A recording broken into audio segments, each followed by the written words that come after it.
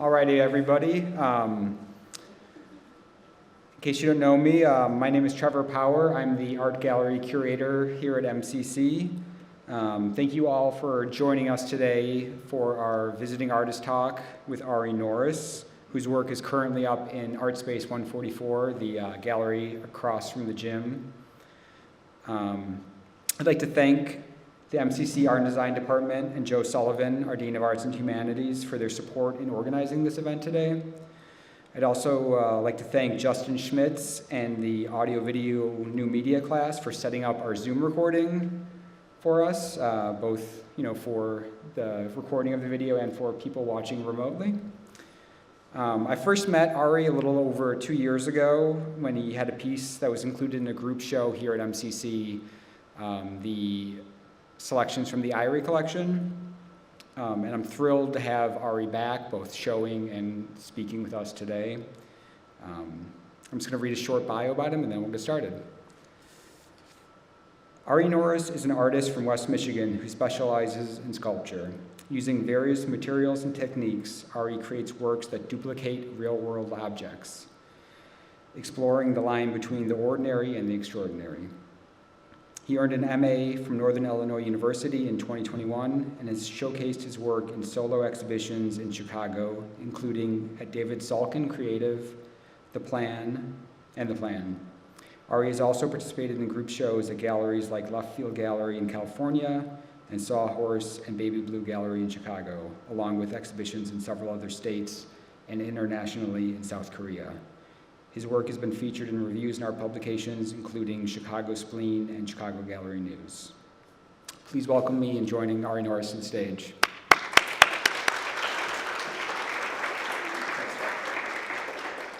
Oh, welcome everybody. Thank you so much for being here. I'd like to first extend a thank you to Trevor Power for the invite.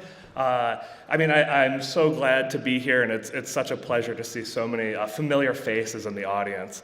I think this group of faculty is maybe, other than like Northern Illinois University, some of the most people I know that are teaching here. So I couldn't be more thrilled to be sharing some of my work, from the last few years. I've got 3 solo shows that are lined up, as well as some group shows that we'll be talking about.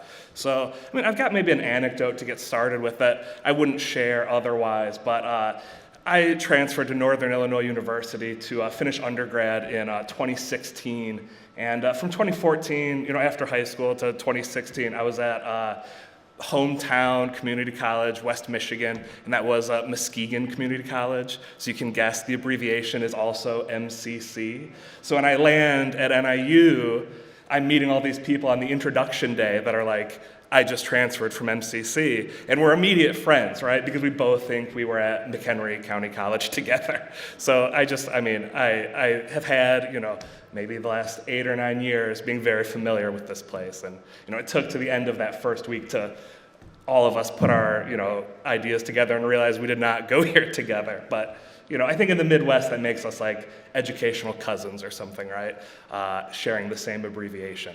So in that first summer of community college, I took a trip, first kind of solo adventure maybe from West Michigan, driving down to Chicago. And on the docket for the day was,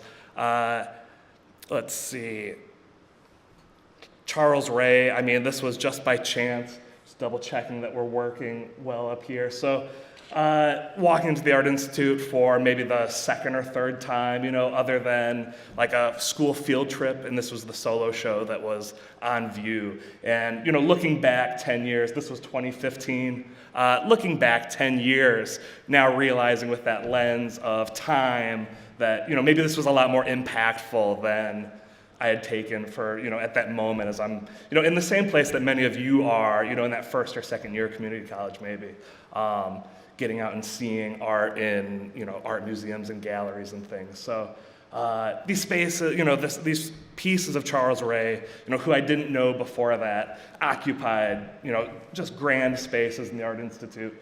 And this is their like modern and contemporary wing, and just the space that they filled up. They held weight, they held their own gravity. I'm going to zoom in. This is unpainted sculpture. Looking back, there's a lot of overlaps maybe in my show here right now. An exercise in Restraint that's monotone and grayscale, and this was maybe one of the focal points of the show. Charles Ray kind of talks about how this used to be a car, and as it's been disassembled, they bring, piece by piece, every screw, every nut, bolt into the studio and reproduce it in, a mold making process, then in plastic, and reassemble the car. So what used to be a car and, what sat in the driveway no longer exists. Each part gets thrown away as the copy has been made, and it results in, a fully reproduced car that's painted gray, much like, some of the pieces I'll be talking about later on. This is the last piece of Charles Ray's I'll talk about before maybe, how this maybe helps contextualize what I'll be talking about today. This was the last piece in the show that, looking back through the images on the Art Institute's website, this was displayed on the floor. It's a porcelain hand holding an egg. It doesn't just hold the egg, right? It's holding like the entire weight of the room. And he kind of chalks that up to this Greek word, pneuma. Pneuma is like the breath of God. It's like the spirit that exists in an object. And maybe the first time that I discovered that for myself, like where my work maybe captured that was 2020. This is titled Rubber Band Man Twists One Off. This is a bronze sculpture. And, as you can kind of make out, this is like a contour line drawing, like what you might be doing in, your intro to like drawing 101, right? But becomes the objects. It's a succession of rubber bands rendered in bronze on an 8.5 by 11 sheet of paper, also painted bronze. So I think this is maybe, the first object I made that if I turned around, I could imagine it like walking away, right? I think it maybe has that same effect that if it was situated in a gallery, it could hold space similar to that egg. It could capture attention for a little bit longer. And maybe that happens like out of it defying gravity, right? If it's kind of just for a moment defeating what we've thought was, the status quo, like a law of physics, the law of gravity, maybe it kind of holds our attention for a little bit longer. And as far as I'm thinking, where I arrived at this, this is like the defeat of realism. I think in a lot of ways, I had been looking at making realistic artwork on that kind of realism scale. So, the more realistic it is, the better it is. And, this is maybe not the correct way of thinking, but I think up until that point as a student, this is the only piece I'll show from, my MA. But, as a student still thinking about like grading something on like the realism hierarchy, like I mentioned, this is a way to maybe defeat that if the character in the sculpture is like masturbating, basically, right? Twisting one off. And like I mentioned, 2020, so I made this in the spring, and what immediately happened after that, right? I mean, maybe April or May, we got the stay-at-home order, and I quickly realized like this piece wasn't going to be exhibited anytime soon. So kind of broke my own rule, put it on Instagram like in that first week with the caption, like staying at home never felt so good. So, I mean, maybe that got some good traction at the time and helped maybe lighten the mood and what would then become like 2 years of maybe trying to figure out what in the world is going on, right? Let's see. So this also came out of like George Bataille reading. In Erotism, he talks about how, there's kind of 3 pillars of life, life, birth, death, and this third one's like sexuality. And that's the closest we get to traversing either, birth or death. It's the creation of a new thing. It's this kind of blending both of those. I'd really recommend checking that out further. Along with like Story of the Eye, which I think maybe Charles Ray is talking about in that hand holding the egg piece. At least I see the overlap in that. I've made about 13 versions now of this kind of rubber band man character. This is the largest so far. The figure itself maintains the same size. It keeps the same kind of rules. There's 3 rubber bands to create the face, 2 for the arms, 2 for the legs, and 1 for the body. This is the largest, like I mentioned, and it traverses the gallery space from one wall to the other. So when this was installed, it was about 16 feet long, and this was in a show at the Plan, the inaugural show at the Plan, and I titled it Quartet for the End of Time. I thought it would be great to make a title, kind of reference to the span of something. I had seen a Dan Ramirez painting. It was in a show curated by Buzz Spector, and it had used the title Quartet for the End of Time. And shortly after that, my partner started working on that piece of music. So it had some really great overlaps in my life at the time. And I kind of dug in and read a little bit more about Messiaen's composition. And, this is, let's see, I got the year right here, 1940. So, the height of World War II, right? He's talking about some of these, this feels like the apocalypse maybe, right? So I decided to make this show, 4 pieces. It becomes a quartet in my eyes, right? We've got 2 paintings, 2 sculptures. And they have this kind of relationship to time. The figures traversing that sort of span across, made up of extension cords, rendered in, see, that's steel for the cord, and then bronze outlets that are attached to the wall. They screw into the wall. A quarter of the way across. So maybe it's like my quarter-life crisis or something, right? At least that's kind of the rationale. So, if it gets shown again in 20 years, maybe it's halfway across. Let's switch to that other view. Here's the whole span. So those plugs of the extension cord, what represents kind of being daisy-chained together. This is like cast together right there to represent where it links up. Same with the walls, where they attach. And then it just threaded through with those kind of pencil rod pieces of steel that have been painted to represent extension cords. So like I said, maybe in another couple decades we can move where the figure is as it kind of traverses time, right? This was maybe like the focal point of the show. This was the furthest piece back, so you had to pass these 3 other pieces along the way. And I'm thinking about these as self-portraits, or at least something that someone else could project themselves onto.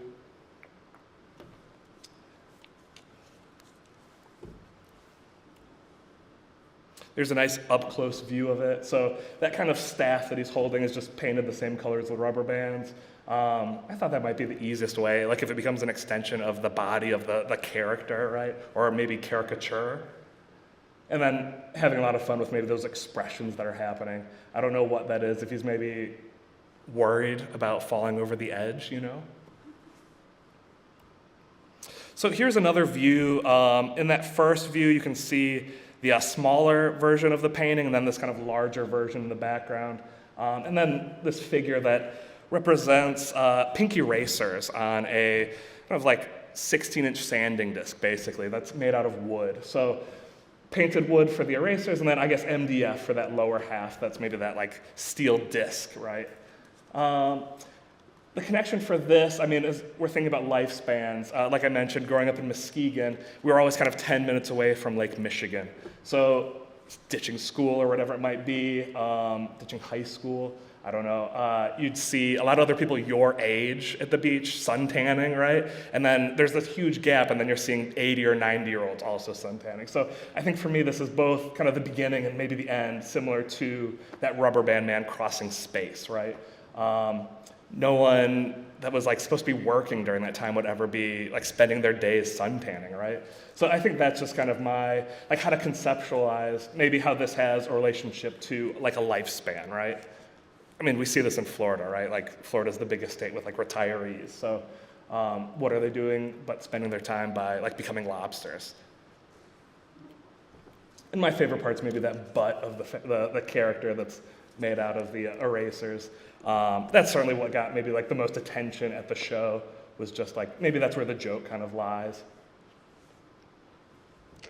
And this has other connections, right, to like art history. If you think about like erased de Kooning, like what was the object? Like what does Rauschenberg's eraser look like afterwards? And maybe this helps kind of answer that question. How many erasers did he have to use to get rid of that de Kooning drawing, right?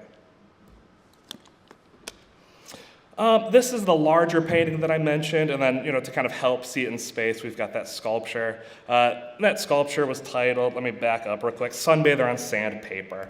So maybe a little bit of a kind of poetic title. I had walked into a Barnes & Noble, and from across the way, I was already looking for art magazines, but I'd seen like a Gagosian Quarterly, and written across, the bottom, it was a white cover with black text that said Dan Colin. That's an artist that Gagosian represents, but I had read it as Damn Colin, exclamation point. So I mean, this is kind of what I had read, that summer walking in, and that's how I found out I like needed glasses, But I just thought, like, what a great expression of maybe being frustrated with an organ going wrong, like if your body's aging, going through change. Damn colon seems like a great expression to say, like, I'm getting older, like my damn colon. And this is right around the time that I think like the examination had just been bumped up. I think it went from like 55 to 45. So if we're thinking about the show, we have the quarter life kind of crisis of Rubber Band Man walking a fine line across the gallery. And then this piece that's maybe that 45 marker now, if it's kind of linked to a lifespan. And then this like eraser figure that's maybe both ends, right? Dan Colin had made a series of paintings that it's a screen grab from Disney's Pinocchio, and it's the table that Giuseppe, is that the right name? I'm trying to remember. Like the creator that makes Pinocchio on. So the series of paintings, he's made 13 of these, and then in the smoke there's these kind of messages, boo-hoo, things like that. And that's where this like site for me to then write a misspelling of Dan Colin's name made sense. You can see some of the versions. This is just, a screen grab of, how many different candle paintings he's made in a career.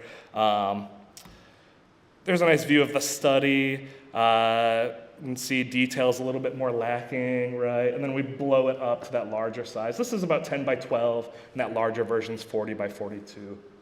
You can get kind of a size of the space with, the floor down below. But I like the idea of like a candle painting. Like I like 600 years of a history of painting on canvas, oil on canvas, being disrupted by spelling something wrong, right? I think that was maybe, where my interest in this project came from, both from reading that name wrong and then how do we make a Dan Colin painting also wrong? As we've probably all seen, like online, there's plenty of kind of references to misspelling cologne, writing like I smelled his colon instead of cologne online. We've seen this probably before. The smell of his colon on my sheets, things like that. So, I mean, maybe that's another, like where the joke kind of is in this. And, as Trevor mentioned, I'm mainly working in sculpture, and when the idea for a painting hits, I have that done with an oil painting factory in China. So these were both made with that factory, and I liked the idea of creating a study as being part of the illusion that it's a handmade object by me. Like if there's a study for something, then it has to be real. I labored over it. I also produced a sketch of this painting, but only after both of these were finished. So I like the idea that maybe a sketch is the illusion of something coming before, but it actually happens in post. The sketch wasn't shown with it, but maybe further down the line, if these paintings were kind of going to reunite ever, that would be something to add to the experience, right? And I should say, I only paint the smoke. The painting comes as a blank, it's the candle, and then I add in that smoke. And maybe that there is some validity in a study existing like this, right? Figuring out how to do that, how to make that illusion work. You can see maybe some of the awkwardness in that. And then, when the scale kind of grows, maybe, getting a little bit easier with it, right? And again, you can see the scale with the floor on the bottom. Moving on, Riverside Arts Center. This is 2023. This was a two-person show with Ryan Burns, curated by Esau McGee, as a guest curator. There's two rooms at Riverside Arts Center, just south of downtown Chicago. It's one of the south suburbs. Ryan claimed the wall space, so I naturally claimed floor space. And in those two rooms, I wanted to have two sculptures each. One could be maybe more complicated, and then the other could be like the secondary character. So in the foreground, we have this recreation of Lao Kun as those same kind of erasers that I had in the 2022 show, Quartet for the End of Time. And they're kind of flanked then by these banana paintings that I really like as, if you think about the eraser as like an atom, it's a unit that then creates this larger figure. I mean, I like the bananas as they also kind of represent a singular atom that represents something, together. And I mean, if anybody, knows, a group of bananas is called a hand of bananas. So we've got this kind of great relationship between different takes on like figuration, right? These were displayed on wood. They were made out of plywood, but these filing cabinets. And I liked this idea, again, connection to time, that we've all probably inherited a filing cabinet, or at least encountered one that has these markers of time, right? If, going through someone's like 60 years of tax history, something that starts in 1950 and ends in like 2010, right? You might see those kind of markers along it. And I mean, in a lot of ways, it becomes like a tombstone. We get those 2 dates, life and death, but that dash in between is where life happens in, right? And that's maybe the most important thing, right? Life and death are just 2 days. Like, let's talk about 100 years of something, right? And maybe that's what these kind of sites for sculptures become. And I like the idea quite a bit that just like the filing cabinet we inherit, like if someone were to buy the sculpture, that they could then ditch the filing cabinet along the train tracks behind the Riverside Arts Center, if they didn't want the big pedestal to go along with it. And this came out of the aesthetics of pain. It's a collection of essays that talk about kind of beauty observed in, I mean, a lot of fine art examples, but they focus mainly on Laocoon, that sculpture that Michelangelo was at the site of discovering and maybe had something to do with even making it. But he was, there in person as they dug it up. So there's been maybe some discussion regarding maybe its authenticity. But we can see then how some of those relationships, if it's the snake that's coiling up around Laocoon, and then his 2 sons are down in the bottom. And I wanted to even, shrink their stature even more. I always thought it was, so confusing in the, the marble version of the sculpture, how just tiny both of those figures appear next to their father, that scale is really quite interesting. And then just like in that sculpture, we get that payoff where the snake is then kind of attacking the body, or where that beauty exists in. I mean, that is, without argument, like a beautifully carved sculpture. So how can beauty and pain exist in the same piece, right, in the same moment? And I think it's maybe something out of adolescence that we've probably all done, or at least it's maybe a boy thing, I'm not sure. But driving a pencil into an eraser to kind of tear it apart. We've probably all done that, right? Or at least encountered someone that has done that or left behind their eraser. So, I mean, for me, this is where that exists for this moment where we walk up, start inspecting the sculpture, and then get this, quarter inch before calamity, right? And moving on to then the piece behind it. This is self-portrait in paper plates. And those are painted stainless steel, again, on top of a wood filing cabinet. And we get kind of these marks that I've painted with the illusion of blue tape. So it's masking off onto the object the outline. It's creating a stencil with real blue tape, painting blue tape into, painting blue paint into the space that the blue tape will exist in, and then peeling it back off. And then these other marks that maybe represent, if this filing cabinet came out of like a studio environment, or was in the alley behind an art center or whatever it might be. It has a life to it. It's been somewhere, it's done something, and something has been to it. There's a nice close-up of it. And that form is a direct reference to Weeping Woman, series by Picasso. These are 3 paintings of that. And there's kind of an endless number of prints that are dealing with the same theme, which I think is really problematic. Like, what was going on in Picasso's life that he's encountering all of these, like, crying women, I mean, if anybody knows, the background behind him, I mean, he was a pretty terrible misogynist. So I think this is maybe indicative of like what he's doing in his life, right? And why is he so fixated on that subject matter? So deciding to kind of flip the status quo, like what if the artist is the one then weeping or experiencing that kind of emotion back, right? And I think, Picasso's kind of I mean, that's good cliche territory. So maybe figuring out a way to reference it without like repainting a Picasso. Maybe that's the route to go for me. I'm not sure. This is the back room. Again, 2 more wood pedestals, filing cabinets. This one is, in the foreground, also a collaboration with Ryan Burns. That stack of money coming up is plywood with water slide decals, kind of representing Jenga, a game. There's, again, the view of the water slide decals on the right. These kind of atom, a construction made out of, maybe this reference to atoms, similar to what's going on in those paintings. And this is also, those paintings are about how, time affects something, right?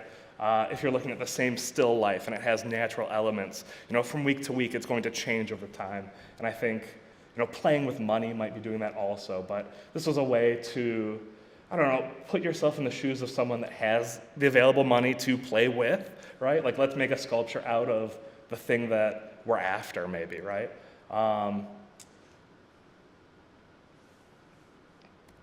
And there's a nice close-up view of, Ryan Burns is kind of ink on canvas drawing, doing the thing that the filing cabinet is doing. That's like an open mouth with something coming out of it. So there's this echo that happens in the filing cabinet that, it's opening up, things are coming out of it. And then there's the backside. I'll hold on that for a second. Ryan Burns. And then this little, once you make your kind of path around the sculpture, this is the final reveal that you get on the backside of it.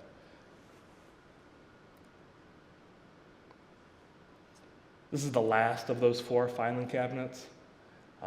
In that lower shelf that's being pulled out, that lower cabinet, just natural plywood to represent folders, manila envelopes, stacks of paper, again, maybe like a lifespan of something. And then on top, this is titled Escher's Money Problem, and it's referencing that endless staircase that Escher was, so famous for, and many different variations. In a lot of my work, I'm referencing something else or recontextualizing it or, borrowing someone else's trick, right?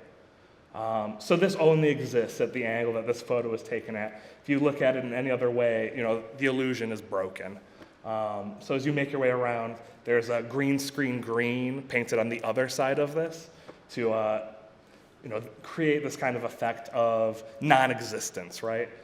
Or to be ignored by a viewer. I like that green screen color is kind of ubiquitous with being something that we can put something onto or project or erase. There's my garage as I'm making these water slide decals. Kind of walking back and forth out of it, doing the sort of clear coats that are required. A water slide decals, kind of this thing from model making, if anyone's made like an airplane when they were a kid, these plastic airplanes. You soak the sticker and it slides off onto the object that you want to leave it on. And you can fix it with a few different kind of methods. And this was something I figured out for myself, taught myself. I wanted to be able to create, the representation of money, to then hopefully become real money if the piece sells, right? So I was being very careful about who was seeing this in my garage, right? Using those same water slide decals. This is on bronze now, where those last few were wood. I'm going to try to read the title off in one go. This is maybe the most complicated title. This is titled Stump and Hatchet. I cannot tell a lie unless certain specific unique circumstances warrant an alteration or abridgment of the supposed or presumed reality of an individual or individual's perception of the heretofore pronounced interpretation of the truth. So it's like lawyer speak for like, it means nothing, right? It means like I will lie and it's probably more convenient to do so. And we've got George Washington's portrait, right, smack dab on the kind of hatchet part of the sculpture. We've got a wood stump referenced in the bottom and then the handle that goes up. And it's also maybe one of the most phallic kind of images that I've included. And this is a direct reference to Parson Weems' fable, also pretty phallic, kind of cherry tree that George Washington painted as like a, I think, 12-year-old, in the foreground here, pointing at the hatchet that's, referenced in this, right? That's embedded into that stump.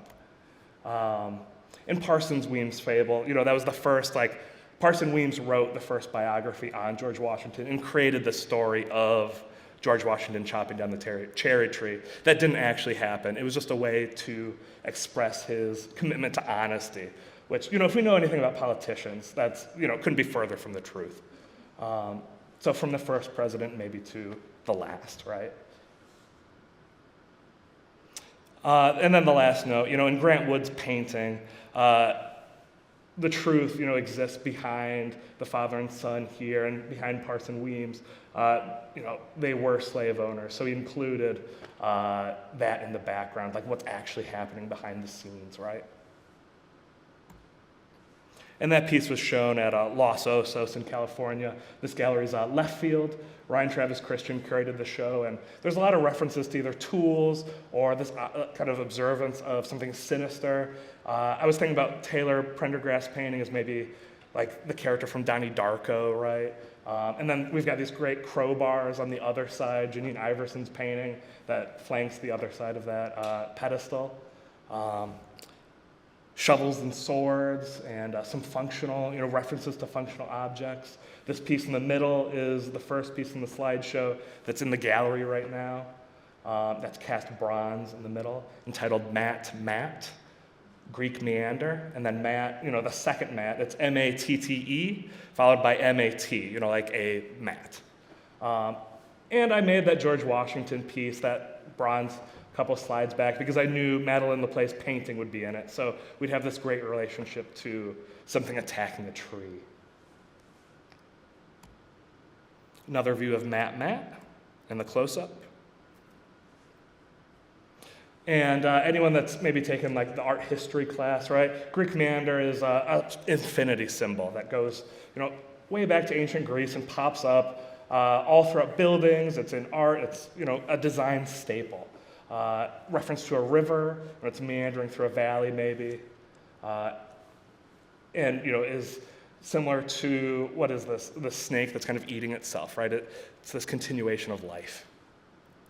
Ouroboros is the word I'm looking for, that snake that's eating its own tail. So I think in a lot of ways that becomes, the kind of connection. And I was thinking about Carl Andre, like we've all maybe experienced the joy of like walking across a Carl Andre sculpture. That's those maybe like 30 tiles made out of metal that you'll see at the Art Institute or in Milwaukee at the Art Museum. And you get to walk across them in the museum. It's like one of the only pieces of art that you really get to interact with commonly, right? That Charles Ray piece, the hand holding the egg, that porcelain hand. Like I remember getting yelled at by a museum guard by, being too close. This was the last piece I made during a 18-month residency at Art Casting of Illinois in Oregon, and along with some other pieces that pop up in the gallery. This is first piece of 2024. Another reference to Grant Wood, the painter of Parson Weems' Fable. This is cast from a mold taken from styrofoam. This is cast epoxy with a fiberglass backing. It's titled January, Just Dust January, after the painting January. So you can see these haystacks. There's a path from a fox. So I like how maybe some of the texture, there's this great, from that left corner that leads up that maybe echoes that same sort of like path of the fox or this animal. Maybe it's a rabbit that's traversing that lower half of the picture plane. And I started doing some research on what led Grant Wood to painting this. I mean, it might seem like a common image, but this was during a 2-year El Nino period from 1940 to 1942, and this was like the worst winter of that. There was, dramatic cooling in the northern hemisphere, and the southern hemisphere was having dramatic heat. So, I mean, in both these places, people are fighting each other. In the northern hemisphere, there's a variety of fronts in World War II. In the southern hemisphere, people are killing each other in Africa in the same kind of war. I really started thinking about, like, is there a connection between our climate and the things that we're doing to each other? And then what is the art that comes out of that, right? So I started looking at some other references to, like, where do we get some other, like, snow landscapes from? Do they have connections to climate change even? So that led me to, Flemish Renaissance. This was painted in 1565. Peter Bruegel the Elder This is the first known, Western depiction of snow. There's one piece that's 100 years earlier that has like a white horizon line that researchers have kind of determined is probably a snowy landscape. But this is the first, undeniable painting of snow. This is, in the foreground is Ghent, and then he's combined, a fictitious mountain scene in the background, and probably the most famous painting from Bruegel's career. This happened during a 500-year cooling period, and Bruegel happened to start making these paintings of snow during the worst year. So I like that connection, right? Same with Grant Wood. How is it that during the worst winters, we're making these kind of breakthroughs or discoveries in art?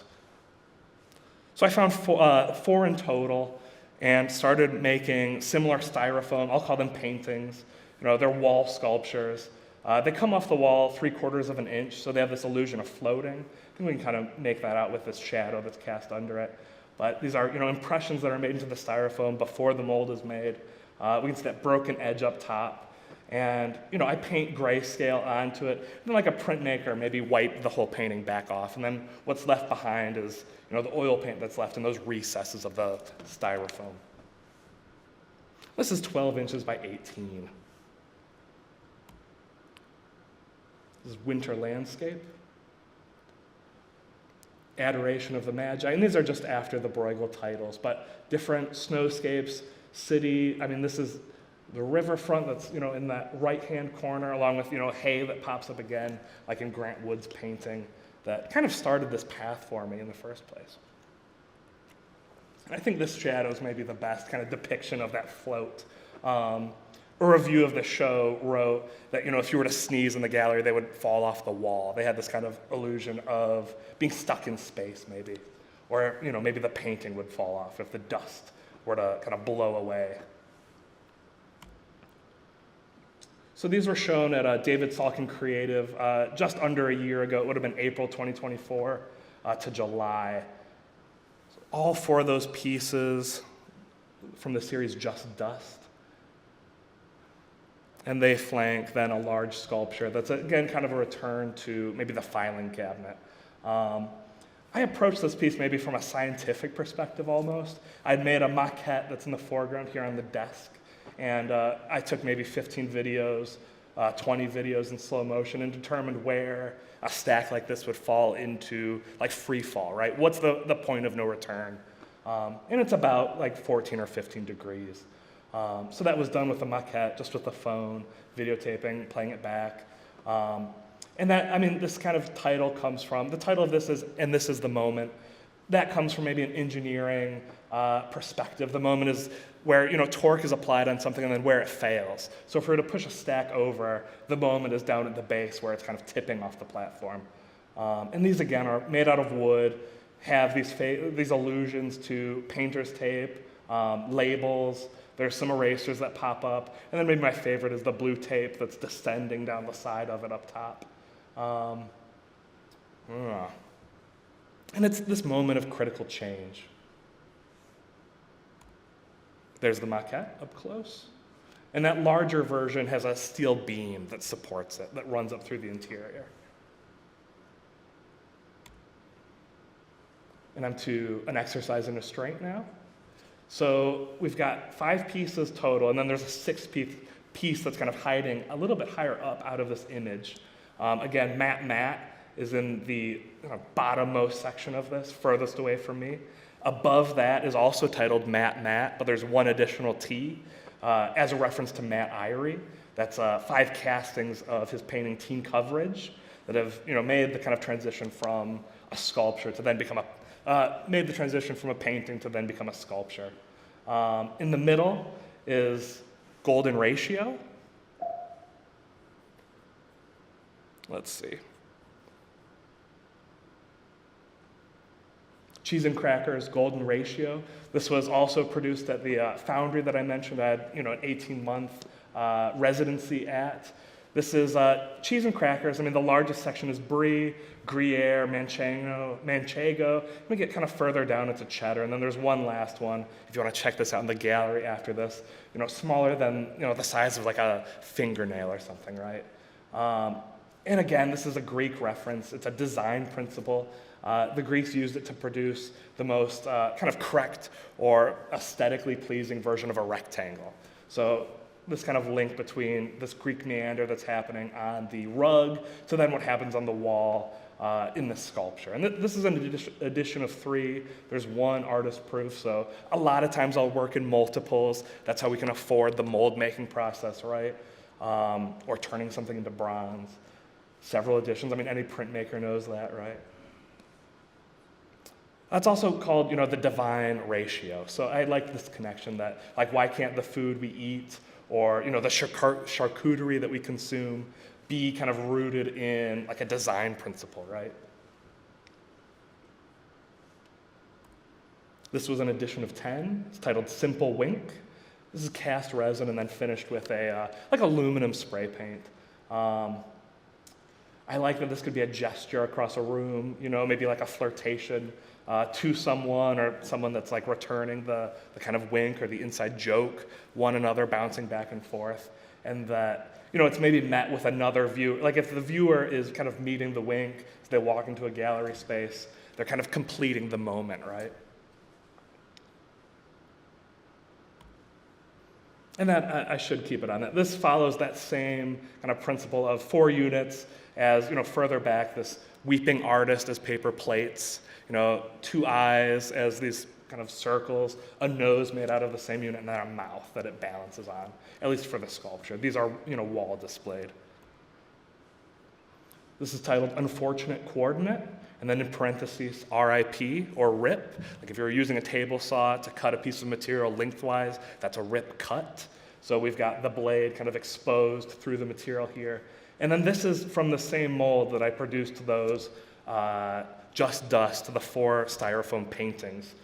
We can see where those sections, were cut out of it. So this is the complete mold and then used as, one piece instead of dividing it up into multiples. I've had a kind of idea stirring maybe for a assignment, maybe the introduction assignment for like a beginning sculpture class, but design your own tombstone. And I think this might be what mine would look like, right? And it's dual orientation. So I like that, maybe a piece of art can become like a mood ring. Depending on the day, you can hang it upside down or whatever, orientation you prefer. So it has this kind of interactive quality.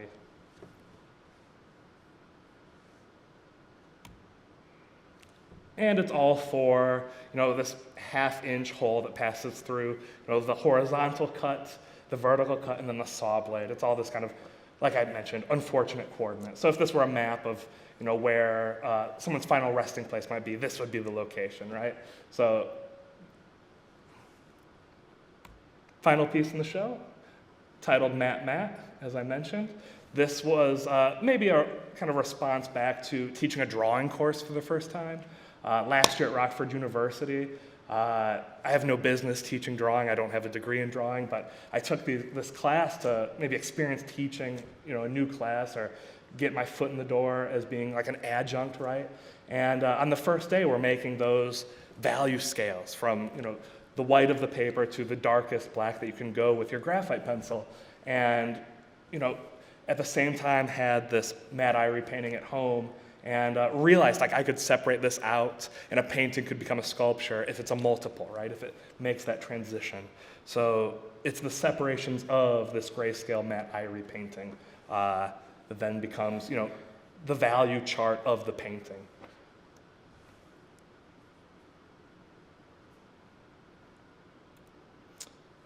So the title of the show was Exercise in Restraint. This is a reference to monochrome, no use of color. I've been drawn maybe to that sort of use of primer and that golden ratio piece that has the potential to be painted. It's an unpainted sculpture. It has this like loaded implication of like purgatory. It's in the halfway point or this kind of stasis in between. And there's this other show that I think kind of exists, maybe waiting in the wings of this first installment. This could be, somewhere else that then has like all the references next to it. Like if one show were to include the piece and then the thing that I'm responding to, an exercise in an exchange was kind of the other idea for this, because so many of those sculptures in the show have this other like point of reference that it's really kind of based in, or that it's coming from. And I think that's a great ending point. So thank you all so much. This is my final slide.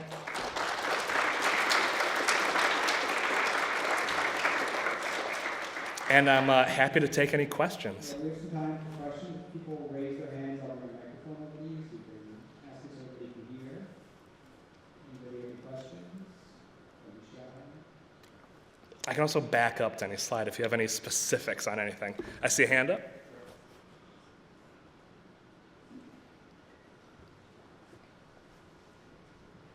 I was curious how you made the casting of Matt's painting. This one? Yes. Yeah. I had the original. I used Rebound 25 to create basically like a glove over it, built up in layers. That then got a plaster mother mold, and I was able to pull these epoxy castings out of it. And they're backed with fiberglass on the verso, so they're only about 1/8 of an inch thick or so. And then that gives us room to be able to put a cleat on, and then the structure that connects the 5 together is also back there. And they're just, they're sprayed individually and then assembled once they're kind of complete. That's a, did I hear something? Put plaster on that painting? No, there was no, that's the mother mold. So there's one layer that's a silicone layer, and that's what the image, if we talk about the side of a mold that captures the image, it's called the mold layer, or the image layer.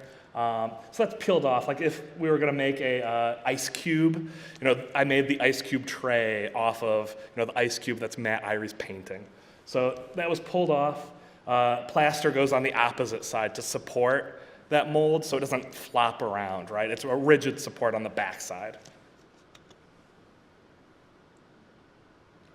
What goes into your process of choosing materials for each of your things versus metal, epoxy, like paper, Sure. I think a lot of it's a balance of the economics of it, and it's what I want to take on as far as if it's learning something new. Like I mentioned, teaching myself like this water slide decal, and it came to a point that like I can't paint $1, right?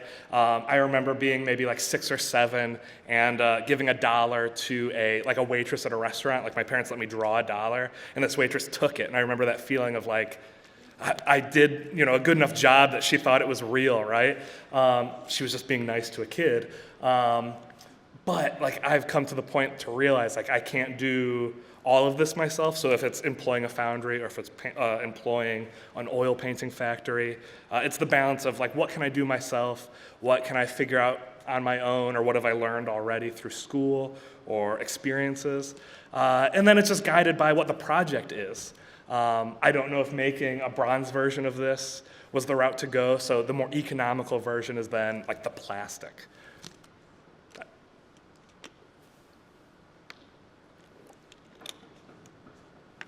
What inspires you?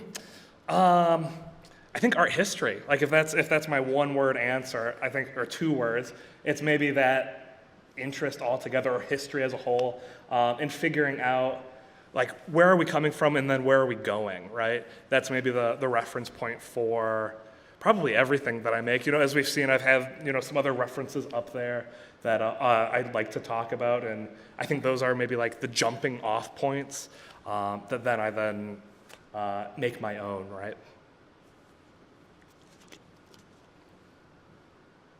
Is the other Matt or the pastor original Matt, or like a sculpture? Yeah, let me slide back to it just so we can have the visual on screen. So I walked into Menards maybe 3 or 4 years ago, and right in the display of like the home section was like the Greek key mat that I then made this bronze from. So it's a little bit more complicated working with like a fibrous kind of material. You have to fill those fibers in, or else the mold will just be stuck to it. It'll fill in those gaps, and you won't be able to kind of pull it away. So I think I painted on a layer of epoxy before, so it stiffened it and it sealed, the fibers of that kind of fabric. That this was like rubberized on one side, but then the top that you put your feet on still has like this kind of rough surface to kind of dust your shoes off on, right? Yes, correct. It did come from a real mat, and it went through that mold making process to become a bronze.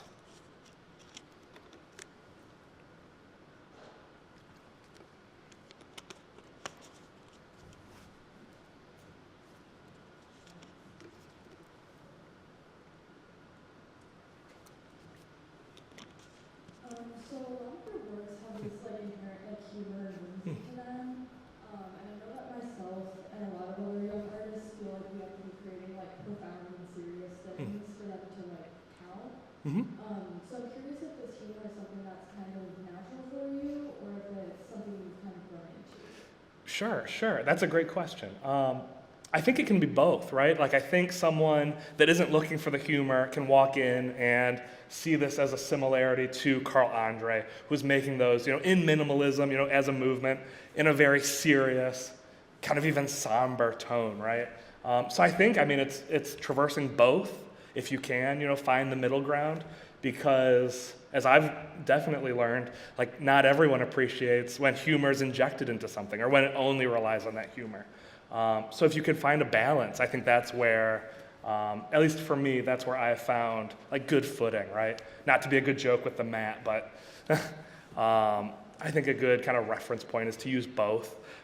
Some of these are a little bit more serious. I think there's less humor in these, the just dust pieces. Does that answer your question, or should, yeah, okay. Anyone else?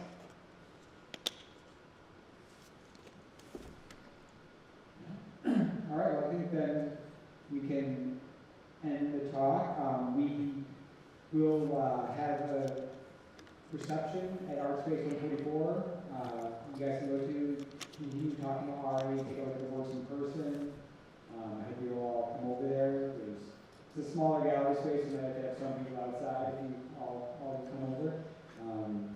So please join us there. And thank you again, everybody, for coming out. And please give one last round of applause for Ari Norris. Thank you, everybody.